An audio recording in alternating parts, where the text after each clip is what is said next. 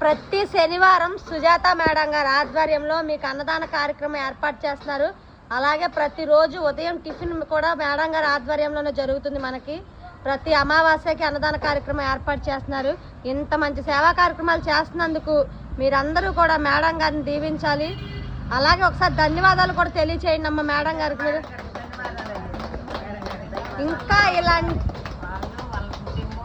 ఇంకా ఎంతో ఎంతో ఎత్తి జరగాలమ్మా. ఆ దేవుడి ఆశీస్సులు మా ఆశీస్సులు ఎప్పుడూ ఉండాలి. సుజాత మేడం గారు చల్లగా ఉండాలమ్మా. అందరి దీవెనలు ఆ భగవంతుడి దీవెనలు ఎల్లప్పుడూ ఉండాలని, ఇంకా ఇలాంటి మంచి సేవా కార్యక్రమాలు ఇంకెన్నో చేయాలని ఆ భగవంతుని మనందరం మనస్ఫూర్తిగా కోరుకుందాం.